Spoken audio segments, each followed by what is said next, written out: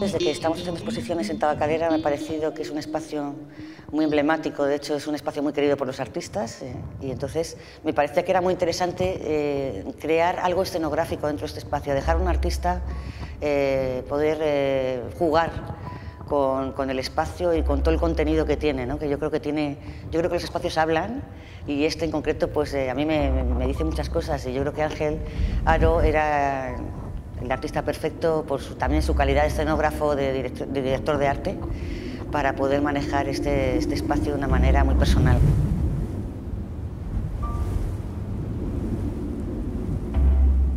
El trabajo de escuchar las paredes ha sido el principal para arrancar a hacer las piezas, ¿no? Como es natural, me vine a pasear el espacio varias veces, a entenderlo, a comprenderlo. No es lo mismo visitar un espacio como visitante, como espectador, que pensando en que tienes que intervenir en él, ¿no? Claro, la visión cambia completamente. Empiezas a buscarlo, a medirlo, a entender cuáles son los volúmenes, los silencios, los ecos y también las texturas, ¿no? Yo creo que estos edificios, la importancia que tienen, más que la arquitectura, son las texturas que en realidad son las voces que han quedado impregnadas en la pared de las vidas que han sucedido, de las labores, de los conflictos, bueno, todo el trasiego humano que puede haber en un edificio como estos. A mí este espacio siempre me ha parecido un poco laberíntico, de hecho la gente se pierde y luego tiene un elemento también subterráneo que conecta también con el mundo de la ruina. La ruina es quizás uno de los aspectos más emblemáticos que también ha recorrido la historia del arte, ¿no? Desde Piranesi para adelante, incluso antes, y yo creo que este espacio tiene mucho de eso y Ángel ha sabido resaltar claramente todos esos elementos muy psicológicos también. Había dos cuestiones, una, entender el edificio y dejarlo respirar y que hablara, y otra, que no fuera una mera cuestión antropológica, sino traerlo a una preocupación mía, por lo menos mía, ¿no? A ser posible colectiva. De ahí surge el concepto de la tregua, ¿no? La tregua es un concepto abierto, es polisémico, se puede interpretar desde muchos puntos de vista, es un concepto geopolítico de mucha actualidad, porque yo creo que vivimos en tregua, estamos en mitad de un conflicto que no se ha resuelto, y eso sería un aspecto, pero también hay un aspecto íntimo, ¿no? La tregua como posición íntima, es un estado latente de espera, de tránsito, no sabemos si hacia mejor, hacia peor, y también puede corresponder a un momento de mi vida, ¿no? Como artista y como persona. Aunque estamos hablando de una exposición multidisciplinar, yo también veo una exposición dibujada. Veo una intencionalidad absoluta con la luz que está remarcando el trazo. Creo que Ángel recorre y da movimiento a la pintura, ¿no? Y hablo incluso del propio tren que plásticamente está generando brochazos. Yo siempre he sido pintor y soy pintor fundamentalmente, y tal vez la escenografía pues era esa cosa que sí que me gusta mucho, pero bueno, que estaba ahí para ayudarme a vivir y que también me enseñaba cosas, pero estaba como en un segundo plano, ¿no? De pronto se ha instalado al mismo nivel y esa es la primera vez que me relajo y dejo que todas fluyan en el mismo carril, en el mismo grado de importancia. Veo que funciona y me ha relajado porque me amplía el lenguaje. Y al ampliarme el lenguaje, mi discurso creo que puede llegar más lejos. Y entonces, en ese sentido, esta posición yo creo que es el arranque de esa nueva situación como artista.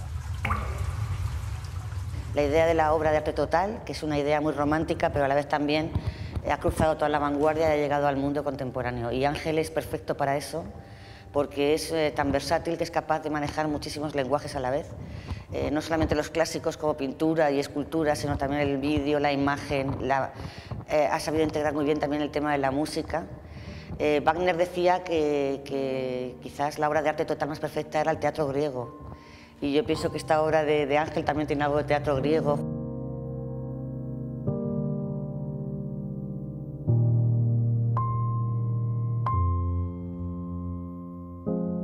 El acercarme a su taller en Ceutí, en Murcia, porque ahí he visto trabajar y he visto lo que es Ángel, o lo he intuido más que verlo, ¿no? Porque es muy poco tiempo, pero creo que he intuido muchas cosas de él.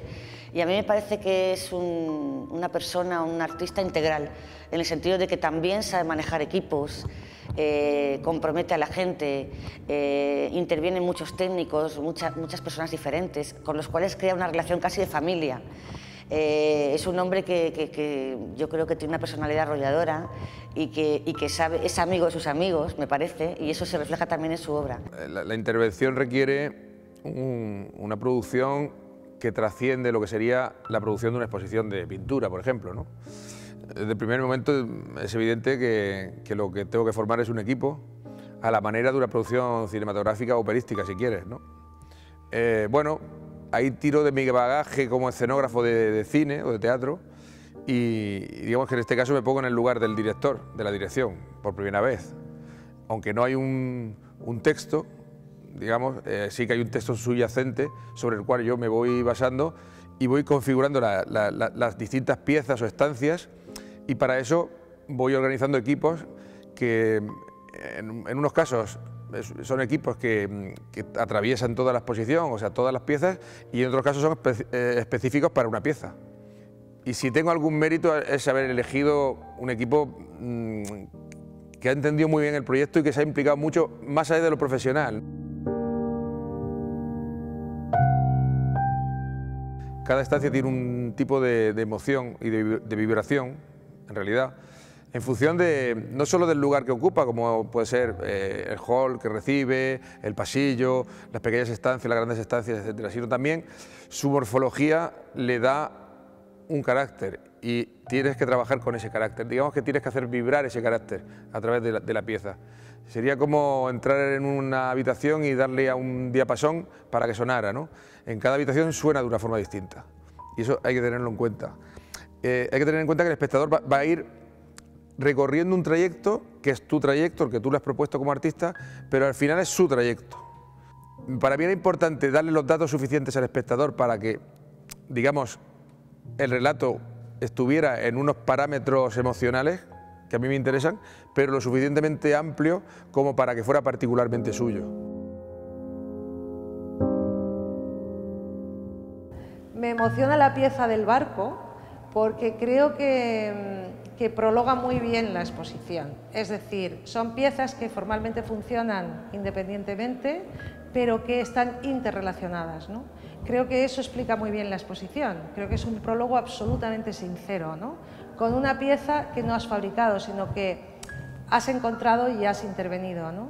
Entonces, es una pieza majestuosa, es una intervención que dignifica lo que eso fue en el pasado de una manera bellísima, además, ¿no?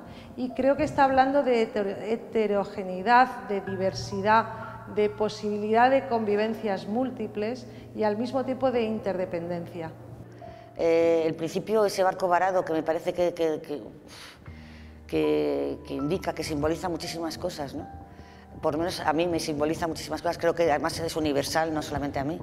Y esa idea de meter un barco dentro de un edificio es algo impresionante, ¿no? Es como esas películas de ciencia ficción en las que de repente aparece una ciudad vacía y encuentras cosas descolocadas, ¿no? Tiene un punto también irónico, un punto curioso, ¿no? Y luego el tren me parece maravilloso porque mezcla los folietraques tan increíbles de él con esa idea del camino, el movimiento, luego el vídeo que sigue al tren es espectacular. Me parece, es quizás las dos piezas que más me han gustado.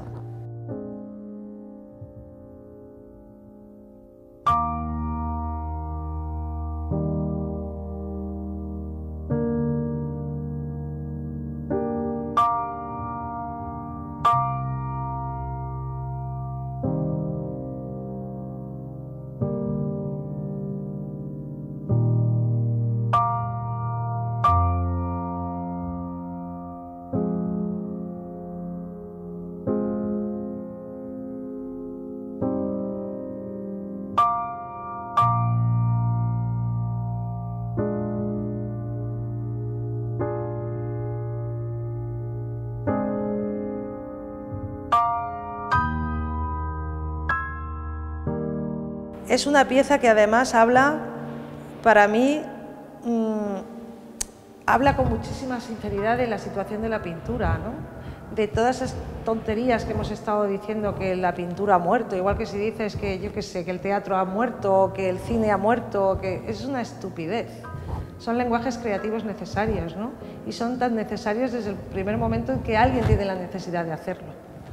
Y creo que esa pieza, además, habla de la batalla que libra la pintura, ¿no? Y sin embargo pienso que toda esta exposición es una exposición pintada. Todo tiene movimiento, todo tiene brochazo.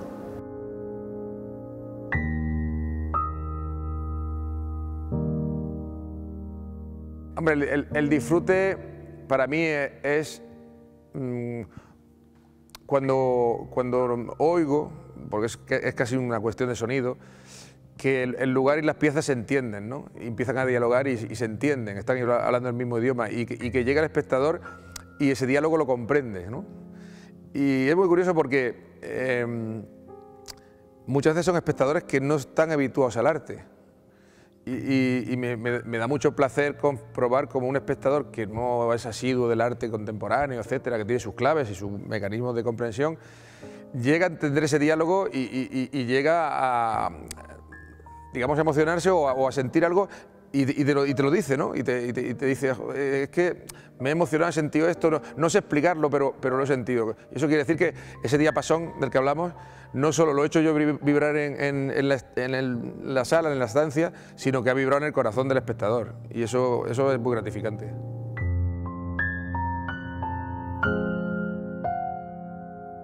Yo le sugeriría al espectador que también viniera con pausa, porque esta exposición no se ve en un momento, tienes que disfrutar.